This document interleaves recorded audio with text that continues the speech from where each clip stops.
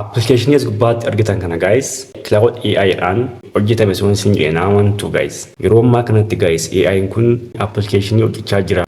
Website ni hojjeta, PDF ni hojjeta, design ni hojjeta, gaming ni hojjeta guys. Wanta inni hin hojjenne jiru guys. So video keenya irraatiin akkaataatti AI kanatti fayyadamtanii app hojjettan full course jechuudha part 2 AI kana as gubbaatti ilaaltu jechuudha guys. Video darbe irratti akkaataatti AI kana fayyadamuudhaan web hojjettan akkasumallee PowerPoint PDF hojjettan akkasumallee akkaataatti AI kana banattan isinitti himeen ture. RMO akkaataatti AI kana fayyadamuudhaan appii gurguramuu danda'u hojjettan isinitti hima jechuudha. Barattoonni gara fuulduraatti waa'ee TikTok barachuu barbaadan waa'ee AI barachuu barbaadan kun baay'ee isin gargaara. Akkaataa AI kana fayyadamuudhaan appii hojjettanii fi web hojjettan appiis webis akkaataatti hojjettan isinitti agarsiisa. Viidiyoo kana agarummaatti ilaalaa.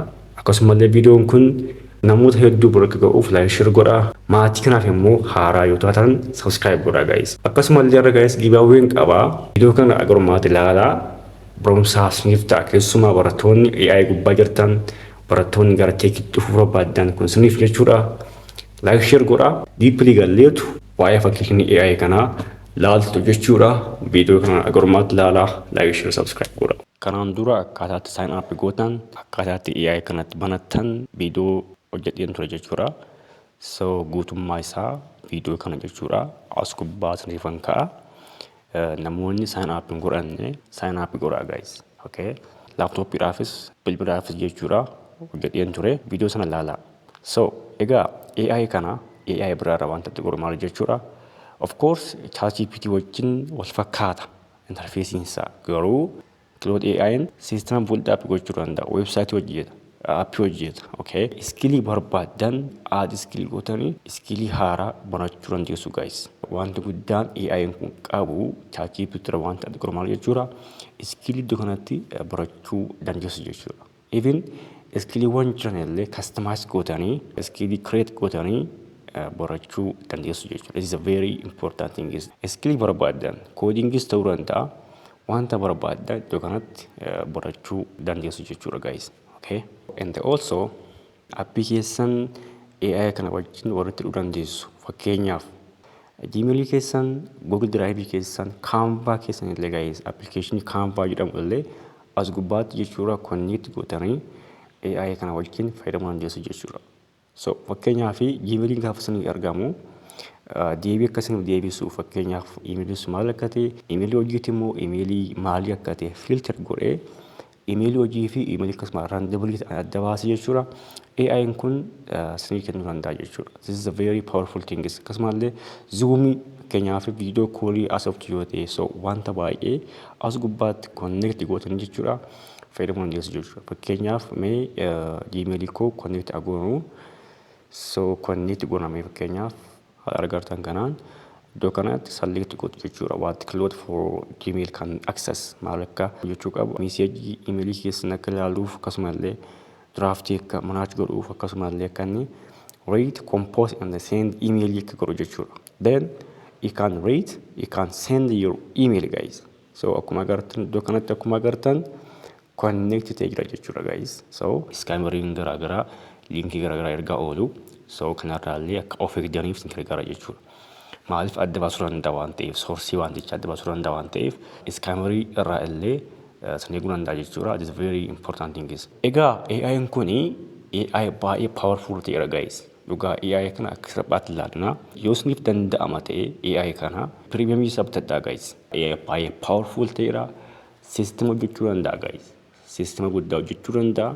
So me immoo website fi application hojjennu ani already ChatGPT gubbaa deemuudhaan prompt koo fudheen jira jechuudha. Prompt keessan qopheeffadhaati like wanta hojjechuu barbaadan maal akka hojjechuu barbaadan jechuudha. Then paste here. Okay, ani immoo kunoo prompt jechuudha wanta hojjechuu barbaade application hojjechuu barbaade jechuudha.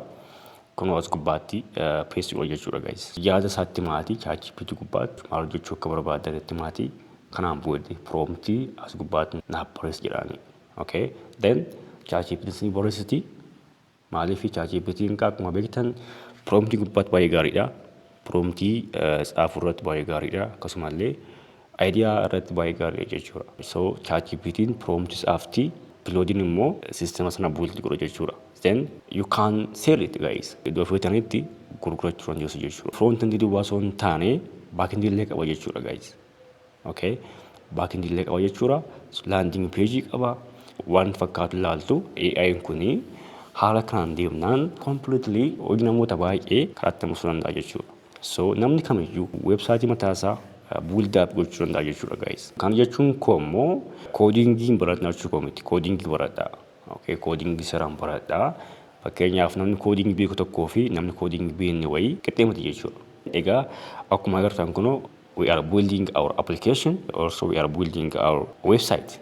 እና ነገርቱ ሪዛልት ተማምን ፈካቱ ነገርቱ ቢብል ጉባትስ ኖጀታ አከሱማለ ፒሲ ጉባትስ እንደለገ ጀቹራ አኩማ አገርተን ኦጂቻ ጀረ ጀቹራ ኩኖ አኩማ አገርተን ዌብሳይቲ አከሲ ዱጋንስሊን ጀራ ዌብሳይቲ ዱዋሚቲ ኩን ጀቹራ አፒ ጀቹራ ሳይን አፕ ጎቹ እንደሱ ኦኬ kan jechuun landing page jechuudha sign up godhan jiranii so akkuma agartan ka website akkasii application akkasii naaf dargii jira jechuudha AI kun wanta sin gorsu maal jechuudhaani baradhaa codingii baradhaa akkasumallee AI immoo akkataatti fayyadaman immoo seeraan beeka application akkasumas website das jechuudha bilbila gubbaattis immoo sirriitti agarsiisa akkataatti fayyadamtanii kana gurgurachuu dandeessu jechuudha even premium qaba jechuudha guys we can sell to anybody website kasi ka hojjechuudhaaf qarshii hedduu sin gaafata guys developeriin tokko website kasi fi app kasi hojjechuudhaaf at least ji'a 3 ji'a 2 itti fudhata jechuudha guys erga build up qootaniin booda GitHub irra kaawwadha then you can sell it okay namoonni hojii keessa dalaanii bitachuu danda'u jechuudha appii barbaadda gaafa wanti akka dhugaati akka seera hojjetu bartanii yeessoo gubbaatti deploy gootu jechuudha guys amma immoo mee bilbila keessan gubbaatti ilaallu akka application jechuudha kun akkuma agartan of course deploy goone garuu deploy goone play store gubbaatti deploy goone malee akkuma appiitti kun akkuma agartan akkuma appiitti qarshii tokko kaffaluudhaan play store gubbaatti deploy gootu jechuudha guys namni kamiyyuu kana hojjetee gurgurachuu danda'a jechuudha qarshii hojjechuu danda'a jechuudha guys so wanta barbaadan websaayiis ta'u applicationis ta'u hojjettanii namootatti gurgurachuu dandeessu jechuudha kaampaanii garaagaraatti gurgurachuu dandeessu jechuudha yoo isiniif danda'ama ta'e premium isaa bitadhaati $20 so bitadhaati fayyadamaa okay gaafa sana immoo gaafa premium isaa bittan immoo kanaan caalaatti wanta advance ta'e hojjechuu danda'a jechuudha egaa kana fakkaata like share subscribe gara fuulduraatti akkaataatti product keessan qopheeffadhaati wanta gurguratan qabaadha gaafa sana jechuudha iddootti gurguratan immoo jechuudha iddootti gurguratan I will show you here okay video gaarii ta'e isin qopheessa jechuudha okay iddootti gurgurachuu dandeessan PDFs ta'u websites ta'u applications ta'u jechuudha part 3 gubbaatti isin qopheessa see part 3 in the comment box irratti part 3 jedhaati na barreessa then I will make part 3 video. Thank you so much. Naganta.